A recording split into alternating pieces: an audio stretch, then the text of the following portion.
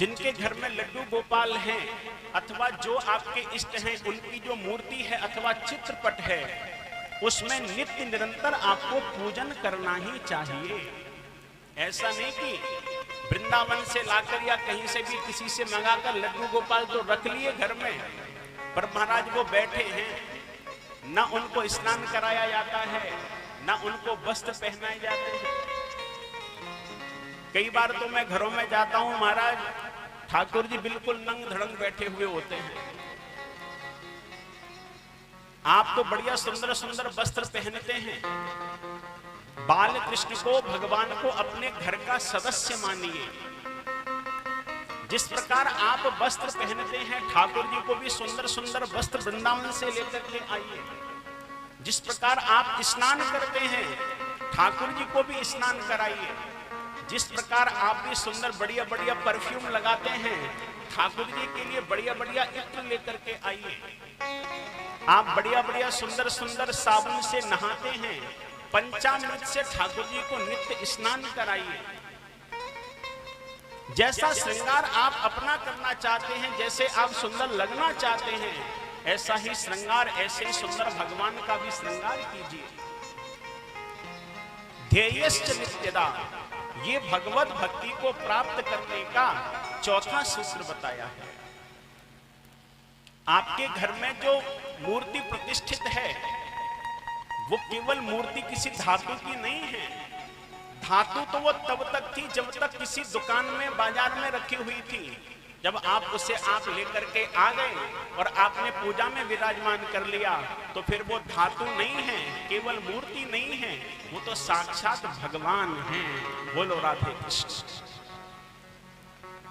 एक व्यक्ति बाल कृष्ण की पूजा किया करता था नित्य प्रति। उसके मन में कामना थी कि मेरा विवाह हो जाए। महाराज पूजा करते करते करते करते आधी उम्र उसकी बीत गई, विवाह की उम्र निकल गई, पर उसका विवाह नहीं हुआ। बड़ा क्रोध आया। बोले ठाकुर जी, मैंने आपका इतनी सेवा की, आपने मेरी एक इच्छा पूरी नहीं कर पाई। इतना क्रोध उसको आया महाराज कि उसने ठाकुर जी को उठा करके ऊपर रख दिया, जहां पूजा की अलमारी थी सबसे ऊपर। और किसी ने कहा कि तू ठाकुर जी की सेवा कर रहा था, तेरी इच्छा पूरी नहीं हुई, तो पत्नी देने वाली तो माता जगदम्बा है।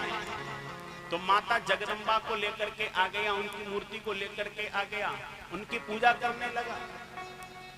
अब माता जगदम्बा की पूजा होती है, थोड़ी धुनी दी जाती है, थोड़ा है ना, धुनी दी जाती है ना माता को, तो उसमें से धुआं निकल रहा था। धुनी में से उसके मन में विचार आया कि ऊपर बैठे हैं ये लड्डू गोपाल जी, मैं माता को धुनी देता हूं तो इनकी नाक में भी जरूर जाती होगी, और इन्होंने मेरी इच्छा पूरी नहीं की है तो मैं इनको सुगंधी लेने दूंगा नहीं।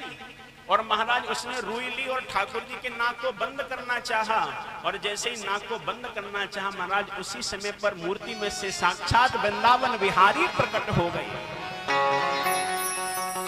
भगवान ने हाथ पकड़ लिया, डर गया, भयभीत हो गया। बोले महाराज, आपने आपकी सेवा की, आपने मेरी इच्छा पूरी नहीं की, और आज क्रोध क्यों नहीं आ गया आपको? आप मुझे आज दंड देने आए हैं? बोले मैं तुझे दंड देने नहीं आया, मैं तेरी इच्छा तो पहले पूरी कर देता, लेकिन जो भाव आज तेरे अंदर आया है, ऐसा भाव पहले कभी आया नहीं था। अगर तेरे अंदर ये भाव आ गया होता कि मैं मूर्ति नहीं हूं, तो पूजा तो करता था लेकिन मुझे मूर्ति समझता था, तेरे अंदर आज वाला भाव नहीं था।